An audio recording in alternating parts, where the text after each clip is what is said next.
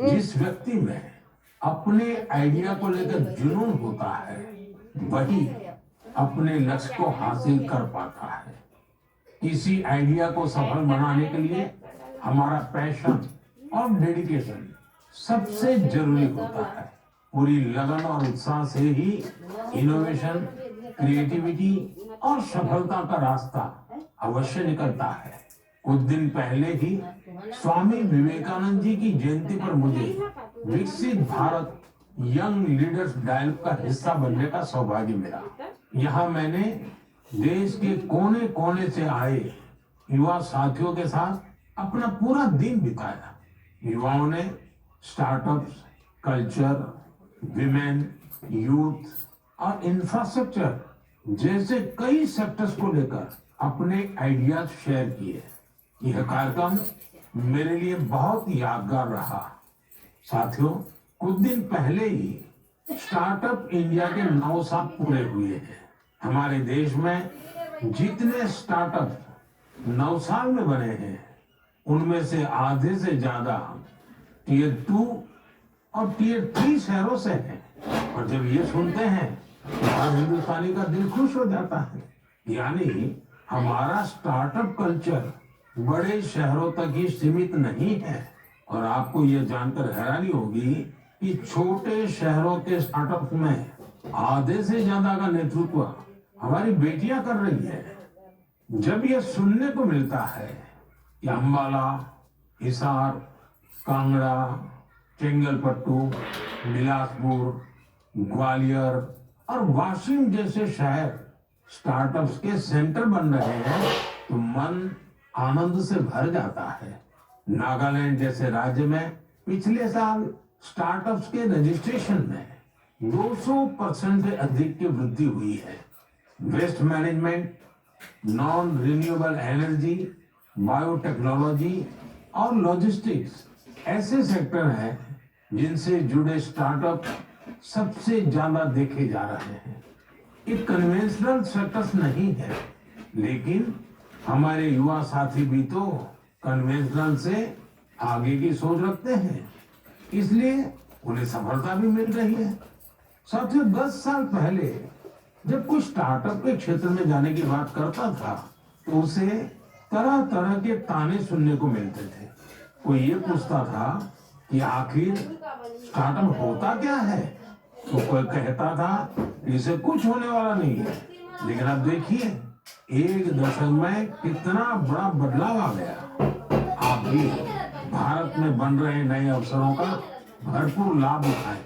अगर आप खुद पर विश्वास रखेंगे तो आपके सपनों को भी नई उड़ान मिलेगी। मेरे प्यारे देशवासियों, नेक नियत से निस्वार्थ भावना के साथ किए गए कामों की चर्चा दूर सुदूर पहुंच ही जाती है। और हमारा मन की बात तो इसका बहुत बड़ा प्लेटफॉर्म है। हमारे इतने विशाल देश में दूर दराज भी अगर कोई अच्छा काम कर रहा होता है, कर्तव्य भावना को सर्वोपरि रखता है, तो उसके प्रयासों को सामने लाने का ये बेहतरीन मंच है। अरुणाचल प्रदेश में दीपक नाबाम जी ने सेवा की अनूठी मिसाल पेश की है। दीपक जी यहाँ लिविंग होम चलाते हैं, जहाँ मानसिक रूप से बीमार, शरीर से असमर्थ लोगों और बुजुर्गों की सेवा की जाती है।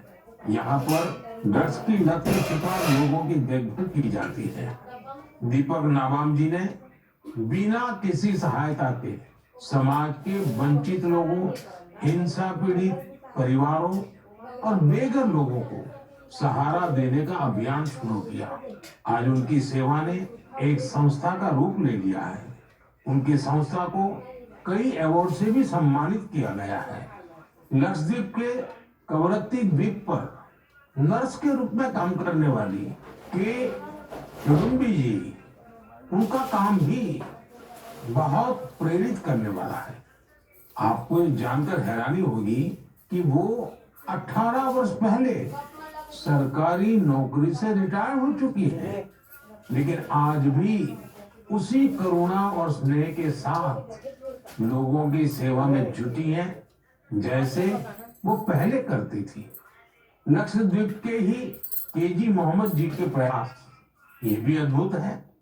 उनकी मेहनत से मिनिकॉय द्वीप का मरीन इकोसिस्टम मजबूत हो रहा है। उन्होंने पर्यावरण के प्रति लोगों को जागरूक करने के लिए कई गीत लिखे हैं। उन्हें लक्षद्वीप साहित्य कला अकादमी की तरफ से बेस्ट फोक सॉन्ग अवार्ड भी मिल चुका है। केजी मोहम्मद रिटायरमेंट के बाद वहां के म्यूजियम के साथ जुड़कर भी काम कर रहे हैं। साथियों, एक और बड़ी अच्छी खबर अंडमान और निकोबार द्वीप समूह से भी है। निकोबार जिले में वर्जिन कोकोनट ऑयल को हाल ही में जीआई टैग मिला है। वर्जिन कोकोनट ऑयल, उसको जीआई टैग के बाद एक और नई पहल हुई है। इस ऑयल के उत्पादन से जुड़ी महिलाओं को संगठित कर सेल्फ हेल्प ग्रुप बनाए जा रहे हैं। उन्हें मार्केटिंग और ब्रांडिंग की स्पेशल ट्रेनिंग भी दी जा रही है। ये हमारे आदिवासी समुदायों को आर्थिक रूप से सशक्त बनाने की दिशा में एक बड़ा कदम है। मुझे विश्वास है भविष्य में निकोबार का वर्जिन कोकोनट ऑयल दुनिया भर में धूम मचाने वाला है और इसमें सबसे बड़ा योगदान अंडमान और निकोबार के महिला सेल्फ हेल्प ग्रुप का होगा। मेरे प्यारे देशवासियों, पल भर के लिए आप एक दृश्य की कल्पना कीजिए। कोलकाता में जनवरी का समय है, दूसरा विश्व युद्ध अपने चरम पर है और इधर भारत में अंग्रेजों के खिलाफ गुस्सा उफान पर है। इसकी वजह से शहर में चप्पे चप्पे पर पुलिस वालों की तैनाती है। कोलकाता के बीचों बीच एक घर के आसपास पुलिस की मौजूदगी ज्यादा चौकस है। इसी बीच लंबा ब्राउन कोट, पैंट और काली टोपी पहने हुए एक व्यक्ति रात के अंधेरे में एक बंगले से कार लेकर बाहर निकलता है। मजबूत सुरक्षा वाली कई चौकियों को पार करते हुए वो एक रेलवे स्टेशन गोमो पहुंच जाता है। ये स्टेशन अब झारखंड में है। यहाँ से ट्रेन पकड़कर वो आगे के लिए निकलता है।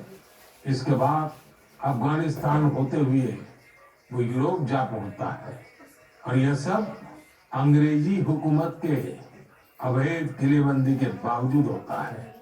साथियों, ये कहानी आपको फिल्मी सीन जैसी लगती होगी। आपको लग रहा होगा इतनी हिम्मत दिखाने वाला व्यक्ति आखिर किस मिट्टी का बना होगा। दरअसल ये व्यक्ति कोई और नहीं, हमारे देश की महान विभूति नेताजी सुभाष चंद्र बोस थे। 23 जनवरी यानी उनकी जन्म जयंती को अब हम पराक्रम दिवस के रूप में मनाते हैं। उनके शौर्य से जुड़ी इस गाथा में भी उनके